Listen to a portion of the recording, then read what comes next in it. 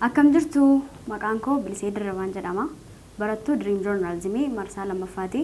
Har'a waa'ee shamarranii akkasumas immoo waa'ee joornaalizimii waa muraasa isinitti mun dhufe. Shamarran keenyi haadhaadha, shamarran obboleettiidha, shamarran haadha manaadha, shamarran utubduudha, shamarran qajeelchituudha. Kanaafiyyuu shamarran keenya dandeettii keenya kana baasnee mul'isuuf immoo har'a yoo hojjenne, har'a yoo yeroo keenyatti fayyadamne iddoo guddaa ga'uu dandeenya.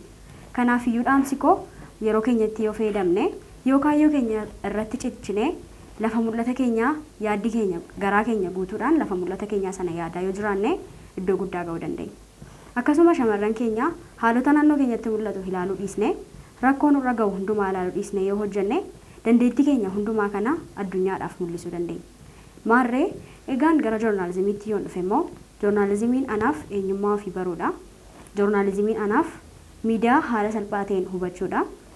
Joornaalizimiin addunyaa dijitaalawaa ta'e kana haala salphaatiin baruudha.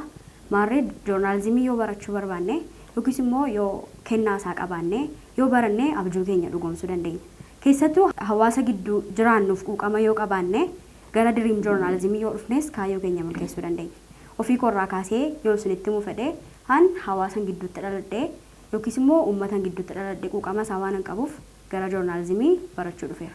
Joornaalizimiin anaaf eenyummaa koo na barsiiseera. Egaan shamarree akka koo taatanii kan jirtan kaayyoo qabdan irratti yoo hojjettan iddoo guddaa ga'uu dandeessu. Waan hawwitan sana irratti yoo hojjettan iddoo guddaa ga'uu dandeessu. Maarree yeroo keessanitti fayyadamaa, yeroo keessan hin balleessinaa jechuun barbaada. Galatooma.